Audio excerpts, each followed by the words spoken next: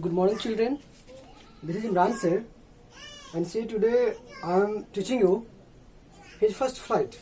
There is a chapter, there is a story called his first flight. See here, a first flight. His first flight, right? See, this poem is not about the flight of human beings or a man who just who flies and goes to foreign country, say America, London or UAE.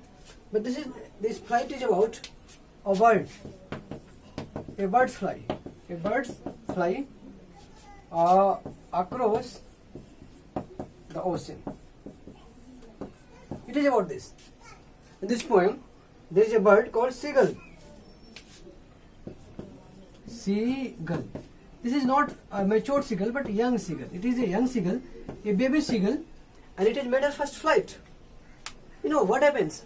In generally life, self-dependence is very much important. If you want to do something in your life, you must be self-reliant. You must be standing on your own feet.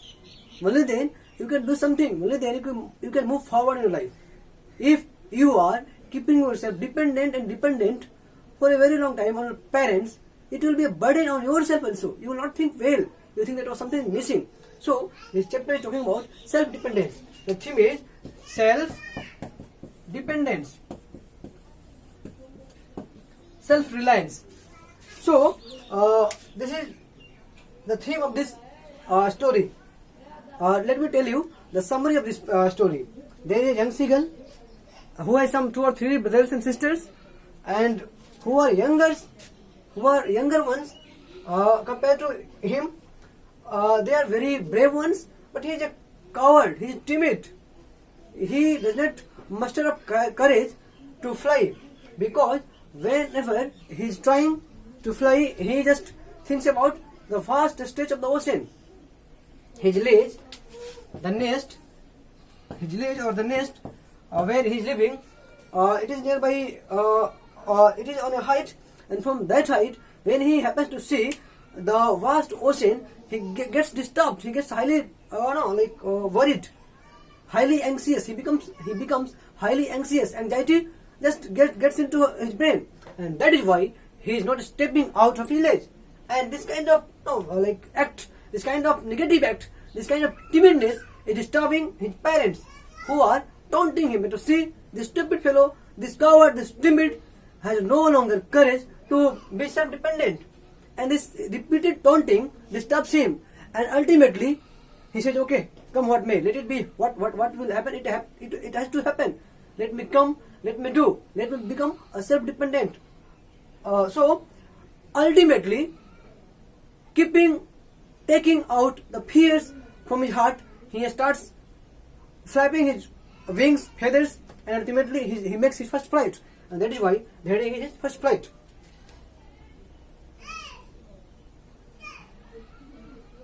When you will read this story, you will see so many things. That let me read the first paragraph.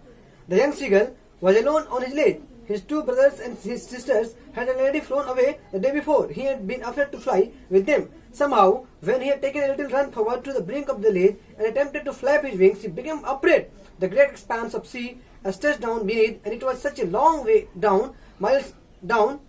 He felt certain that his wings would never support him. So he bent his head and ran back to the little hole under the ledge where he slept at night.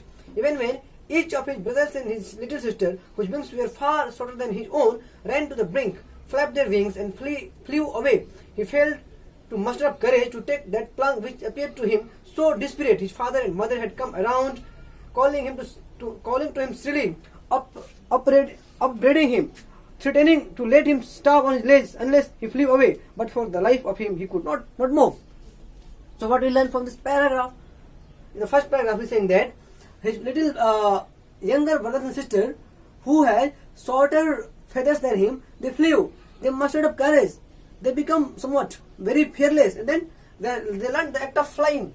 But this fellow, this small seagull, was very much fearful.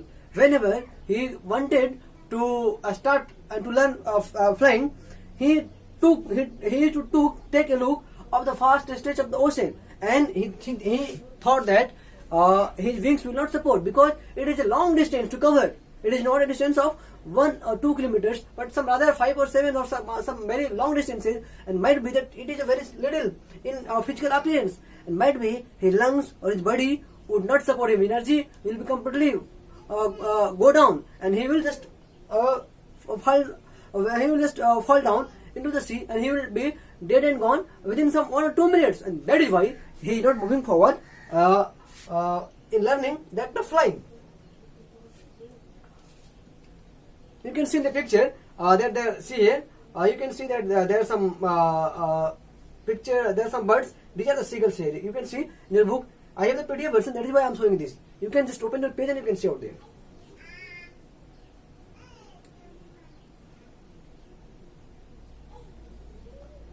Let me read out the next paragraph.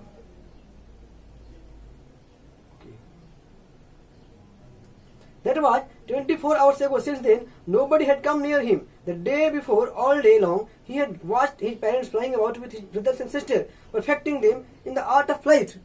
See, he was sleeping silently, he was sleeping without food, but on the other hand, his parents were teaching the art of flying, the art of making a flight to his brothers and sisters. That was also pinning him down, that was also somewhat disturbing, that was also somewhat making him sad.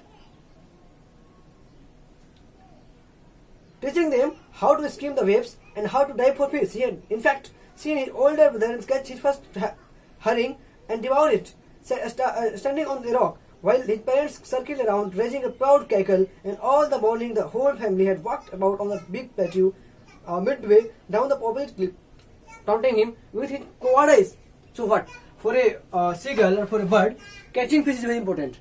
For a man, earning money is very important. If you will earn money, your parents will be happy. If you earn money, you erect a big bungalow, if you buy a car, or if you have a decent life, your parents will be happy. In a similar way, for the seagull, for these birds, catching fish is very important. So if you will be able to catch a fish, you deserve the prey. The other brothers and sisters of seagull, they were catching fish on their own, and this all art was taught by their parents, so their parents were very happy. But on the other hand, this fellow was a timid fellow. He was not coming out to learn all these things, so that is why they were very disturbed. That is why he himself, the young seagull, too was very upset. Okay. The sun was now ascending the sky, blazing on his ledge that faced the south. He felt that heat because he had not eaten since the previous nightfall. He stepped slowly out to the brink of the edge, and standing on one leg with the other leg hidden under his wings, he closed one eye. He is trying, in this paragraph, in these words, in these sentences, he is trying to learn the act of this being self-dependent, self-reliant. Then other, and pretended to be falling asleep. Still, they took no notice of him. He saw his two brothers and sisters lying on the plateau, dozing with their heads sunk into their necks. His father was pretending the feathers on his white back. Only his mother was looking at him. She was standing on a little high hump on the plateau, her white breast thrust forward. Now and again, she tore at a piece of fish that lay at her feet, and then scampered each upside her beak on the rock. The sight of the food maddened him. How he loved to tear food that way, scraping his beak now and again to wet it. See, he is trying to fly on the other side. On the other side of the beach, his mother is taking a look of his act of bravery, his act of learning something. His parents, like his mother, his father, and his brothers and sisters are busy. They are taking no notice of him, but only his mother is taking note of his act of flying. And when she takes a look, when she sees that this little fellow is learning something, then she took a bit of the fish. That is dogfish, and dogfish was her favorite food. So when he saw the dogfish, he became very hungry for that, and at any cost he wanted to grab the fish from the hands of her mother, and that is why he just flew. He just put aside. He came out of all fear and moved forward and kept learning. He closed his eyes and tried to reach her as soon as possible. Ga, ga, ga, he cried, begging her to bring him some food. She screamed back derisively, but he kept calling plaintively, and after a minute or so, he uttered a joyful scream. His mother had picked up a piece of the fish and was flying across to him. It leaned out eagerly tapping the rock with his feet, trying to get nearer to her as she flew across. But when she was just opposite to him, she halted, her wings motionless. The piece of fish in her beak, almost within reach of his beak. He waited a moment in surprise, wondering why she did not come nearer. See, he had reached up to her. Like there were some distances of say 2 feet, 3 feet, or 4 feet. But mother is keeping distance. She's not coming closer. Why? Because she wanted him to come to her, so that she could be satisfied that his son is now able to fly on his own. That is why she was keeping herself away and away, farther and farther from him. He waited a moment in surprise, wondering why she did not come nearer, and then, maddened by hunger, he dived into the fish with a loud scream. He fell outward and downwards into space. Then a monstrous terror seized him, and his heart stood still. He could hear nothing, but it only lasted a minute. The next moment, he felt his wings spread outward. The wind rushed against his breast feathers, then under his stomach, and against. See, he is struggling here. Like this is the first time, and the speed of the wind is very faster, and it seems that the winds are steering his feathers. But anyhow, the determination, the willpower to be self-dependent, to catch the fish was higher than those of the disturbing elements. So that at any cost, just he did not take notice of all these things which were coming as a stoppages or as a obstacles or as a hindrances while making his first flight. He just forgot all those things and moved forward. He just felt dizzy, then he flapped his wings once again and soared upward. Her wings making loud noise, he answered her with another scream. Then his father flew over him screaming. He saw his two brothers and sisters flying around him, curvating and banking and soaring and driving. Means his parents and brothers and sisters all are very happy that ultimately this young seagull too had become self-dependent. He also equalized them. He too can go anywhere without the support of them, without any kind of backing from their side. So that is why they were very happy, because they were considering him a stupid fellow. They were considering him as a very considering him as a very timid fellow, a fellow full of fear, full of negativity. He was near the sea now, flying straight over it, facing straight over the ocean. He saw a vast green sea beneath him, with little ridges moving over it, and he turned his beak sideways and cowed immediately. His parents and his brothers and sister had landed on the green floor ahead of him. They were beckoning to him, calling him shrilly. He dropped his legs to stand on the green sea.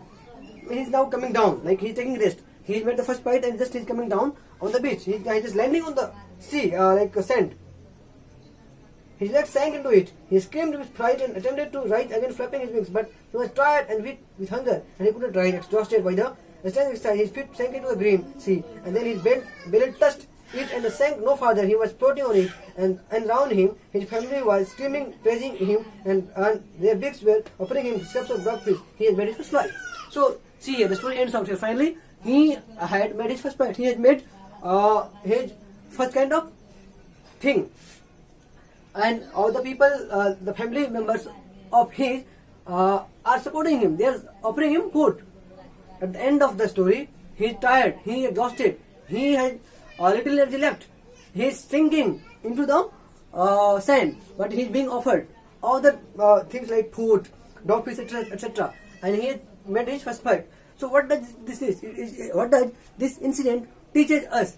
This teaches us that if you are younger in your family, and if you are struggling, and after the struggle, if you ultimately emerge as a victorious winner, the family members will support you. So the same comes here also. So we learn in this chapter that ultimately a struggle brings us success. If in the beginning you think that you cannot do anything, you cannot achieve anything, you cannot reach your goal, but if you keep trying, might be that you may delay, but ultimately you will be successful, you will succeed. The failure will go away from you, and you will emerge victorious, and you will also appreciated, you will also be praised by the people. So this is all here in this story. This story talks about self-dependence. This story talks about self-reliance. that in the course of struggle, a person if he has a strong willpower, person if he has determination, he comes victorious, he emerges victorious. So that is all in today's chapter. I hope you would have enjoyed this lesson. Thank you so much.